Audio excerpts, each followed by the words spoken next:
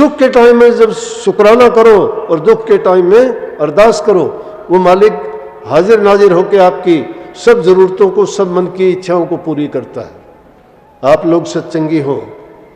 आप सभी को राधा स्वामी। देखिए, जो आज का सत्संग का विषय है उससे महाराज जी ने बताया कि जो इंसान शत्रु के अधीन होता है, जो इंसान गुरुमुख होकर गुरु के बताए गए रास्तों पर चलता है, उसकी संभाल किस तरह शत्रु करते हैं, ये सब बातें महाराज ने एक छोटी सी और बहुत ही प्यारी कहानी के माध्यम से बताया है।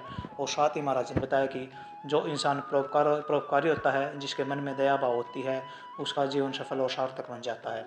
और ये महाराज ने बहुत प्यारी प्यारी बातें सत्संग में बताई है, जो बातें हमारे नित्य जीवन के लिए बहुत ही ज़्यादा लाभकारी साबित होती है। तो चलिए, आपका कीमती समय लेते हुए आप भी सत्संग को पूरा सुनिए और सत्संग को पूरा सुनकर पुण्य भागी अवश्य बनिए। राधा स्वामी। जब कर्मपाल वहां गया तो उसका लेखा जब देखा गया तो कहने लगे कि बोले कि देखो भाई, इसका वह सेकंडों में देखते हैं। सेकंडों में देख के बता दिया कि इसने तो जिंदगी में 2 बार राम का नाम लिया है, राम का नाम इसने लिया है 2 बार, चलो इसको अभी उसका फल दे देते हैं। लेकिन जिस महात्मा ने उसको राम का नाम लेके कहा था ना, उसको कहा था कि एक काम करना कि राम का नाम दे दिया, ये राम के नाम को कभी बेचना नहीं, ये राम के नाम को कभी बेचना नहीं। अब वो तो शराबी आदमी था, उसको क्या पता था, उसने बाद में ना कोई कि राम के नाम का कोई बिजनेस थोड़ा करना था, कहाँ समझ में आती है। ये तो जो आदमी रात दिन इसमें लगे रहते हैं उनसे भी भूल चूक होती रहती है। कहने लगे कि जी मेरे जो अच्छे कर्म उसका मुझे पहले ही फल दे दो। बोले देखो भाई अच्छे फल क्या है। बोले जी 2 बार राम का नाम लिया था। बोले अच्छा राम के नाम के बदले में बोल क्या चाहिए तुझे, इसके बदले क्या मिलेगा। महात्मा की बात याद आ गई उसको। अरे इसलिए महात्माओं के वचन में ताकत होती है, और इसीलिए कहते हैं कि महापुरुषों की वाणी को समझ ले, उन पर इतबार कर ले और उसके वचन की पालना कर ले तो जीव का जीवन सफल हो जाता है। उसको महात्मा की बात याद आ गई। उसको ये कहा गया था कि भाई नाम को बेचना नहीं। बोला कि मैं इसकी कीमत क्या बताऊं, राम के बदले में आप मुझे क्या दोगे, आप दो इसके बदले में क्या दोगे। अब धर्मराज चक्कर में पड़ गया, नाम के बदले क्या दूं, राम के नाम के बदले में क्या दे सकता हूं इसको। जब समझ में नहीं आया इंद्र को बुलाया, देवताओं के देवता को, देवराज इंद्र पहुंचे वहां पे।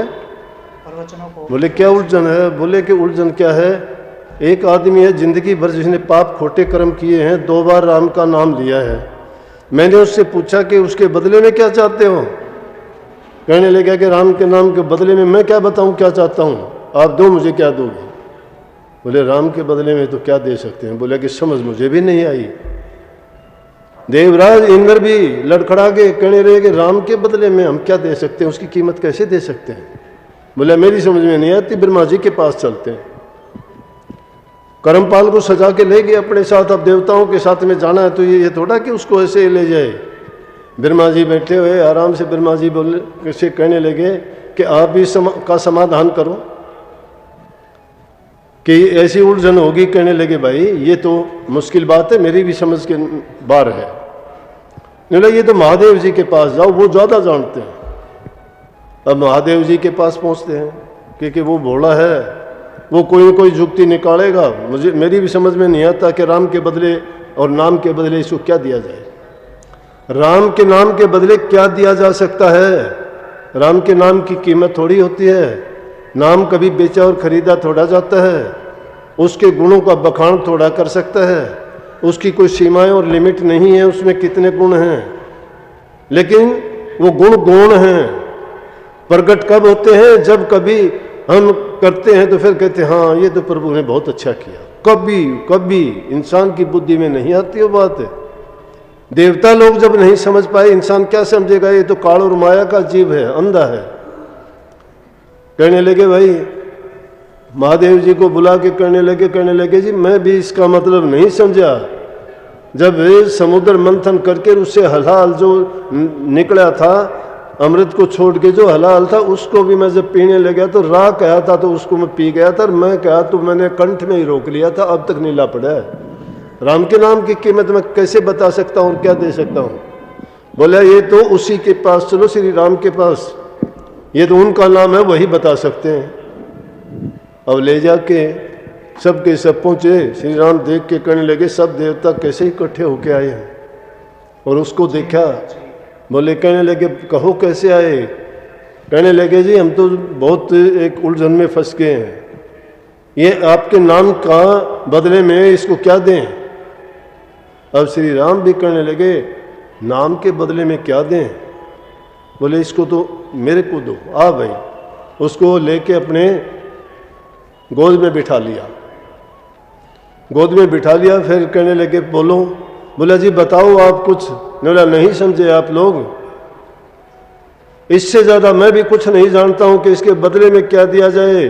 कि एक बार जो खुटकर्मी पापकर्मी पूरी जिंदगी भर जिसने पाप जुल्म अत्याचार किए हो, शराबी कबाबी हो, मांस मछली अंडे खाए हो और दुष्कर्मी हो, और जितने भी बुरे कर्म होते हैं सब जिसने किए हों, और 2 बार नाम जिसने लिया था उसको खुद श्री राम ने बोला जब अपने गोद में बैठा रखा है तो उस नाम की महिमा तो मैं भी नहीं जान सकता, मैं भी नहीं कह सकता।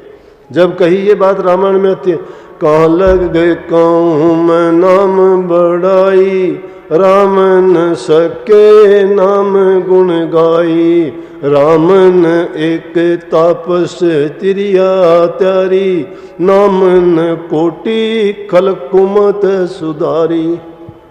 नाम की महिमा, ये तो बात इस पे आई कि नाम की कितनी महिमा है। उस नाम पर यकीन और विश्वास अगर हमारा दृढ़ हो, अगर हमारे हृदय में उस नाम को हमने ऐसे जमा लिया बैठा लिया है कि नाम हमारे साथ सब काम करता है, जो पापियों को तैरने वाला, दुखों को हरने वाले, बड़े से बड़े खोटे मंदे कर्म हैं उनसे निवृत्त करके हमें सुख और गुणों से भरपूर कर देने वाला, जीवन में सुख शांति समृद्धि खुशी सब चीज़ें वो नाम ही देने वाला है। जिसको नाम मिल जाता है, जो नाम को सच्चे दिल से याद करेगा तो उसका अंदाज़ा आप लगाओ। सच्चे दिल से नाम की अरदास की जाती है, नाम जबान से नहीं जपया जाता, नाम माला के द्वारा नहीं जपया जाता। मन सांसों सांस में अंतर में उसकी ऐसी साधना होती है कि अपने विचारों और ख्यालात को एक जगह पर रोक के और सब दुनियावी पदार्थों चीज़ों की ओर से ख्याल हटा देते हैं और सिर्फ नाम में रह के नाममय हो जाते हैं, तो हर चीज़ हमें राम ही राम, नाम ही नाम नज़र आती है। और फिर दुनिया की चीज़ों से इतना ही वास्ता रहता है कि ज़रूरत के मुताबिक उनका ख्याल करते हैं, बाकी तो उन चीज़ों की हमें इतनी ज़रूरत नहीं रहती। अरदास भी जब सुनी जाती है, जब सच्चे मन से ही करते हो, मन के अंदर शक्ति है। प्रभु ने ऐसा विधान रचा है कि सब कुछ बनाने के बाद में इंसान को में ही बंद करके इंसान को ही ताला लगा के चाबी भी इंसान को दे रखी है। इस शरीर को, ये हमारा सबसे बड़ा सेवक है। शरीर की तंदुरुस्ती को रखना, इनको अच्छी तरह से खान पान सफाई से रखना और इसको अच्छे गुणों से सुसज्जित नहीं करते तो हमें ये क्या देगा। प्रथम भक्ति शरीर की करनी है। शरीर से बढ़ के हमारा अच्छा सेवक कोई नहीं है। अगर तुम रोगी हो गए, इसको ठीक तरह से खान पान नहीं दिया, टाइम पर इसको ज़रूरत की चीज़ें हैं नहीं दी, तो शरीर बर्बाद हो जाएगा, खराब हो जाएगा। बुरी आदतों में पड़ के कितने लोगों के जीवन कितने दिन चले हैं। जिन्होंने इस जीवन को, शरीर को ठीक रखा, उनसे सेवा लेते रहे, कितनी लंबी लंबी जीवन उन्होंने जिए। जीने का कारण क्या था कि उन्होंने इस सेवक की सेवा को लेने के लिए इसकी खुद की सेवा की, और इसके अंदर ही सारी शक्तियां समाई हुई हैं। ये तो चलो और पुरानी बात होगी, सच्ची अरदास और प्रेम की और कहानी सुना दूं मैं। नानक साहब की कुल में ही 6ठे गुरु हरगोबिंद साहब हुए हैं, और उससे पहले 5वें गुरु की बादशाही में भाई त्रिलोका सिंह गजनी के बादशाह की सुरक्षा की पार्टी में था। गजनी के बादशाह थे, वो राजा उस टाइम में रखते थे सुरक्षा के लिए अपनी गश्त 10-20 आदमी। तो उसमें सरदार जी थे त्रिलोका सिंह, तो उस ज़माने में तलवार रखते थे। बंदूकें तो बहुत कम बाद में आई हैं, लेकिन वो तलवार रखते थे। और उसने एक बार शिकार करने के लिए जंगल में गया तो उसने एक हिरनी को मारा। तो हिरनी के गर्भ से 2 बच्चे थे बेचारे, वो भी मर गए। अब इंसान के दिल में दोनों चीज हैं, पाप कर्म भी इसी में बसते हैं, धर्म भी है, पुण्य भी है। दया जब इसके प्रकट होती है तो क्या किस घटना से हो जाए। उसको देख के हैरान हो गया कि मैंने हिरणी को मारा था, 2 बच्चे अकारण इनकी मौत हो गई बेचारों की, कि मैं अगर ये हथियार नहीं रखता, मैं शिकार नहीं करता तो ये जुल्म नहीं होता। बोला कि आज से मैं प्रण करता हूं कि मैं कभी तलवार नहीं रखूंगा, ना कभी शिकार करूंगा। मन बदल गया, ये चीज उससे घटित हुई, उसका मन बदल गया कि आइंदा के लिए मैं ऐसा नहीं करूंगा। अब सब उसके जो राजा बादशाह की सुरक्षा में थे, सबके पास तलवारें थी, सब उनको खाली टाइम होता चमकाते थे, सफाई करते थे, लेकिन त्रिलोका एकांत में जाके करता था, उसने वो तलवार रखनी छोड़ दी। एक हत्था जो जड़वा रखा था और उसके अंदर काठ की तलवार रखता था। किसी ने शिकायत कर दी कि बादशाह आप सुरक्षित नहीं हो, ये भाई त्रिलोका जो है ये तलवार काठ की रखता है। बादशाह ने जब ये बात सुनी तो बहाने से कह दिया, एक दिन सब उनसे कहने लगे जितने सुरक्षा कर्मी हैं कल को अपने हथियारों की चेकिंग करवाना। अब भाई त्रिलोका को मुश्किल हो गई कि ये तो कोई न कोई बात ऐसी होगी, लेकिन जब इंसान पर मुसीबत आती है ना, फिर ये याद करता है अपने इष्ट को, गुरु को, प्रभु को, नाम को। जो भी ये सहारा जो भी जानता है, जरूरी नहीं जो जानता ही नहीं वो किसका क्या सहारा लेगा, लेकिन जो नहीं जानता वो भी खुद का नहीं तो किसी दूसरे को याद कर लेगा कि हे भगवान अब तो वो गुरु मेरा काम कर दे। कहते हैं वो सबके काम करता है, सुनी हुई बातें हैं, किसी को लड़के दिए हैं, किसी का कोढ़ दूर किया है, किसी के मुर्दे को जिंदा किया है, किसी को किसी तरह बचाया है, तो मेरा भी वो कर दे, उसको याद आती है। लेकिन वो तो गुरु भगत था, गुरु अर्जन साहब से दीक्षित शिक्षा उसने ले रखी थी, और जो टाइम मिलता था, सिख तो अपने धर्म के पक्के होते हैं, सेवा, भक्ति, प्रेम, दया, साधना नित्य नेम से करते हैं, अपने कर्म से कभी विचलित नहीं होते। इसीलिए वो अनुशासन और धर्म में पक्के, आज से नहीं, ये तो जंगलों में रहने वाली वो जाति थी कि बड़े बड़े विदेशी आक्रमणकारियों के दांत खट्टे कर दिए, जबकि घर भी नहीं थे इन्होंने, इनके घर घोड़ों की पीठ पर होते थे। बड़े बड़े बादशाह जो मध्य एशिया से आने वाले तैमूर लंग जैसे थे, उनको यहाँ से भजाया इन्होंने, उनको लूट लिया, उनका खजाना तक छीन लिया था यहाँ से। वो यहाँ से छीन के लेके जा रहे थे, लेकिन इन्होंने वहाँ छीन लिया। इसी तरह से भाई त्रिलोका को जब ये हुई और उनकी चेकिंग के लिए बुलाया गया, सबके जब हथियार चेक करने लगे, सब ने दिखाए।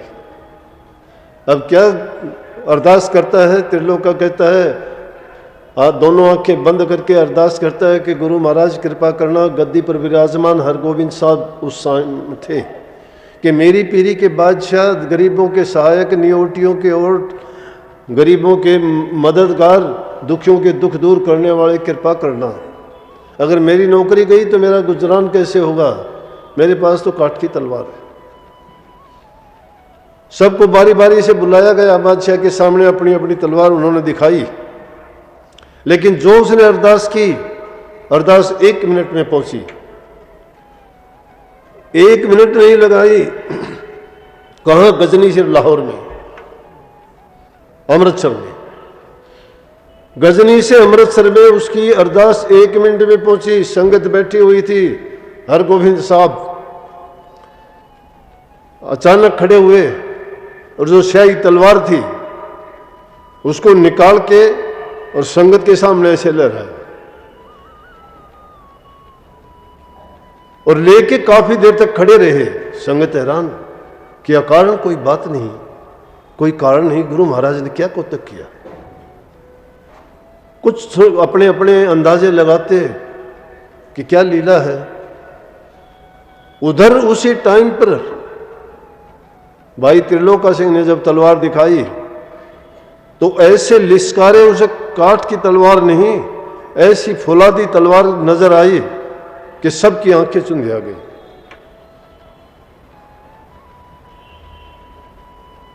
और गजनी के बादशाह ने उसको कहा कि इतना अच्छा तलवार रखने के लिए तुझे मैं इनाम देता हूं, और उनको सबसे मुख्य सुरक्षा कर्मी बना दिया। कहां काठ की तलवार रखने वाला, जो सच्चे दिल से प्रभु की अरदास करता है, उसको याद करता है, उसके नाम को जपता है, पल की देर नहीं लगाता, प्रभु उसको संभालता है। उधर संगत ने जब पूछा कि इसका मतलब क्या था, हम समझे नहीं। कहने लगे कि एक सेवक की ऐसी पुकार थी, उसको वो भीड़ है उसमें, उसको जरूरत थी अब ऐसे काम की, उसकी संभाल करने के लिए जाना पड़ता है। जब जब भक्तों को ऐसी जरूरत पड़ती है, सच्चे दिल से अरदास करते हैं तो प्रभु उनकी संभाल करता है। अभी भी इसी वक्त में हमारी भी संभाल हुई कि नहीं हुई? तो जरूरी नहीं है कि अरदास दुखी आदमी करे। अरे अगर सुख में भी जो इंसान अरदास करेगा, सच्चे दिल से प्रभु की भक्ति करेगा, नाम का सुमन और जाप करेगा, तो उसको कितने सुख प्राप्त होंगे। दुख में तो तुम करोगे तो तुम्हारा दुख काटने के लिए अरदास की है, लेकिन अगर सुख में याद करोगे तो तुम्हारे सुख को बढ़ा देंगे, सुख को बढ़ाने के लिए की जाती है। सुख का टाइम हो तो ये अरदास क्या करो कि मालिक ये अवसर सबको देना, सबको सुख देना। और जब बुरा वक्त होता है तो उस टाइम में अरदास करना। सुख के टाइम में जब शुक्राना करो और दुख के टाइम में अरदास करो, वो मालिक हाजिर नाजिर होकर आपकी सब जरूरतों को, सब मन की इच्छाओं को पूरी करता है। आप लोग सत्संगी हो, इतना जोर लगाया जाता है, इतनी प्रेम से आपको ये बातें बताई और सिखाई जाती हैं। ये कहानियाँ झूठी नहीं हैं। उन वक्तों में अब कह दो वक्त थे, वो वक्त कहीं नहीं गए हैं। धार्मिक आदमी के लिए अब भी धर्म है, अब भी पुण्य है, अब भी दया है, अब भी नाम में वही शक्ति है, कायम है वो सारी चीजें, अगर करना चाहते हो तो।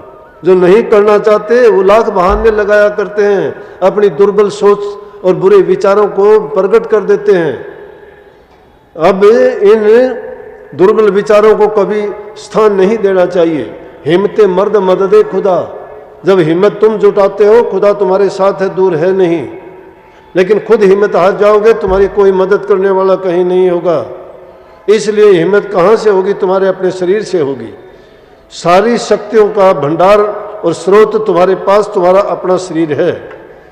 इसको सही रखो, सलामत रखो, अच्छा रखो, तंदुरुस्त रखो।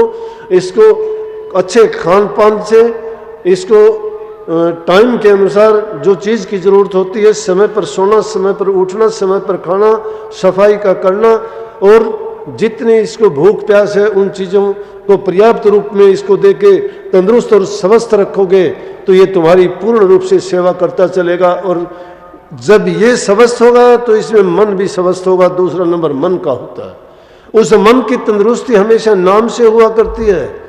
एकांत में बैठ के उस नाम को स्वस्थ और तंदुरुस्त बनाने के लिए नाम का सिमरण किया करो, ध्यान किया करो, एकाग्रचित होके प्रभु में, गुरु में, जो तुम्हारा इष्ट है, जिससे तुम्हें दीक्षा, शिक्षा, उपदेश मिला है, उनको याद करके अपने मन को उनमें ठहरा दो। और जब उनमें ठहराते हो, दूसरी किसी चीज को प्रवेश ना करने दो। उनके लिए पूरा दिन, पूरा समय सोचते हो, करते हो और उनमें रचे पचे रहते हो, लेकिन कुछ समय जो उनके लिए लगाते हो वो उन्हीं के लिए समय दो। और उसी के समय देने के कारण तुम्हारा मन ताकतवर होगा, शक्तिशाली होगा, ये शुभ कर्मों में लगेगा, क्योंकि प्रभु के नाम का ये गुण है।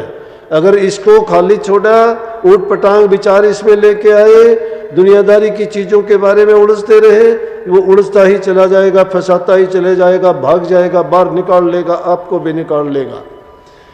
इसलिए दूसरा नंबर उसका है। लेकिन तीसरा चीज़ की जो तुम्हें शक्ति देने की जरूरत है वो तुम्हारी रूह और आत्मा है, जिसको तुम रूहानी दौलत शक्ति कहते हो। उस रूहानियत के लिए शरीर की तंदुरुस्ती और मन की तंदुरुस्ती दोनों की आवश्यकता है। संसार के पदार्थों की ओर कितने भी भागते रहोगे, वो पदार्थों में सुख होता तो सब लोग कह के जाते, वो कह उन चीज़ों का किसी ने भी आज तक किसी ग्रंथ में, पंथ में, महात्मा ने, संत ने, फकीर ने ये कहा कि तुम धन जोड़ के जाना, ये किसी ने कहा कि तुम इन चीज़ों का संग्रह करके जाना, वो तुम्हें सुख देंगे, तुम्हें बचा लेंगे, परलोक में बचा लेंगे, तुम्हारे कर्मों को ठीक कर दे। कोई कुछ नहीं करता, तुम्हारे कर्म तुम ही ठीक करोगे। उनको ठीक करने का एक ही तरीका है, वो है नाम का सुमरण करना और ध्यान करना। उसी नाम की महिमा मैंने इस शब्द में गाई भी थी और बताई थी। उस नाम में क्या क्या गुण है और उस नाम का गुण जो स्वयं प्रभु ने गास के, उसका महत्ता और उन गुणों का बखान हम क्या करेंगे। उसके नाम में कितने कितने गुण हैं, उनका अनंत अपार है, कोई पार ही नहीं है। राम नाम के ले तीर होत पाप का नाश, जो चिंगारी आग की पड़त पुरानी घास। जिस प्रकार से एक आग की छोटी सी चिंगारी लाखों मन ढेर लकड़ियों को खाक बना देती है जला के, उसी प्रकार से छिन मात्र के लिए भी प्रभु के नाम में एकाग्रचित होकर अगर उसका सुमरण किया जाता है तो आपके जन्म जन्मांतरों के कोटि जन्मों के जो पाप का ढेर, पाप के अंबार लगे हुए हैं, उनको जला के ढेर कर देंगे और आपको उनसे मुक्त करके सदा के लिए उस प्रभु के चरणों में वास और ठहराव देंगे, जिसके कारण तुम्हारा जीवन सफल हो जाएगा और दुनिया से आने जाने का ये सिलसिला जन्म मरण का रोग खत्म हो जाएगा। गुरु महाराज का ये उपदेश है, उनकी शिक्षा है, मेरी तरफ से कुछ नहीं है। ये गुरु महाराज का दिया हुआ जीवन है। मैं मानता हूँ मेरा जीवन मेरे गुरु का दिया हुआ जितना मेरा था वो मैंने जी चुका था, लेकिन जिस दिन से गुरु की शरण में आया था ये जीवन गुरु का था। गुरु ने सब कुछ दिया, सब कुछ कर दिया और सब कुछ दिखा दिया। अगर तुम देखना चाहते हो तो तुम भी देख लोगे, लेकिन तुम अगर देखना चाहते हो तो इतना तप करना, त्याग करना और साधना करना अगर तुम सीख जाओगे, तुम भी इसी जीवन में सब कुछ पा जाओगे और सब ये खेल समझ में आ जाएगा। जीवत समझो, जीवत बुझो और जीवत मुक्ति निवासा, मोए मुक्ति बताओ गुरुआ झूठा दे विश्वासा। जीते जी अगर तुम्हारी समझ में ये नहीं आया कि तुमने क्या पा लिया, क्या कर लिया, तो मैं कहता हूं सब मिथ्या है। आडंबरों में भक्ति नहीं है, पाखंडों में भक्ति नहीं है, किताबों ग्रंथों में भक्ति नहीं है, तिलक चढ़ाने माला फेरने में भक्ति नहीं है, मंदिर मस्जिद गुरुद्वारों में मत्थे रगड़ने में भक्ति नहीं है, मन को साधने में सच्चे दिल से प्रभु को अपने हृदय के बसाने से उसमें प्रेम दया और भक्ति को जब भरपूर कर लोगे उसमें मुक्ति है, उसमें प्रभु की शक्ति तुम्हारे अंदर काम करती है। सब कुछ प्रभु ने हमें बख्शा हुआ है। एक इतना अच्छा प्रारूप इंसान का बना के जो हमें दिया है, इससे बेहतर कोई चीज़ नहीं है, इससे बढ़िया चीज़ ना कभी तुम्हें मिली और ना आगे मिलने की गुंजाइश है। इसलिए ये अवसर पाया है, इस अवसर को पाके गुरु की दी हुई शिक्षा को भुनाओ, उसका सच्चा सौदा करो, इस जीवन को सफल करके जाओ तो ही तुम्हारा जीवन सार्थक है। नहीं तो दुनिया में आना बेकार है। लाखों कीड़े मकोड़े मरते हैं, उनकी तरह से अगर जीवन बिताया तो क्या जिए। पर उपकार करके दूसरे के हित के लिए अगर जियोगे तो तुम्हारा जीवन लोगों के लिए एक उस चिराग की भांति होगा जो अंधेरे के अंदर प्रकाश दिखा देता है और उनके अज्ञान को मिटा के इस संसार से छुटकारा दिला के सदा के लिए अमरता प्रदान करता है। सबको बहुत बहुत आशीर्वाद। मालिक आपको सबको सुख दे, शांति दे, खुशहाली दे और भक्ति में आपके मन को लगाए। सबको बहुत बहुत आशीर्वाद। राधा स्वामी। सत्संग को पूरा सुनने के लिए आपका बहुत बहुत धन्यवाद। हम आशा करते हैं आपने सत्संग को बड़ा ही ध्यान से सुना होगा। तो प्यारे भक्तों, आपने सुना कि किस तरह महाराज ने बताया कि अगर हम गुरु के अधीन होते हैं या हमारा जो विश्वास है गुरु के ऊपर पूरा होता है तो गुरु किस तरह हमारे संभाल करते हैं। एक कहानी के माध्यम से ये आपने सब जान पाए। तो कृपया इन बातों को अपने जीवन में अवश्य फॉलो कीजिए और महाराज जी बताए गए रास्तों पर अवश्य चलिए ताकि आपका जीवन सार्थक और सफल बन सके। और साथ ही अगर आपको सत्संग बहुत अच्छा लगा तो कमेंट बॉक्स में राधा स्वामी लिखकर पुण्य भागी अवश्य बनिए। मिलते जल्दी एक और नए और बहुत ही प्यारे सत्संग के साथ। तब तक के लिए राधा स्वामी।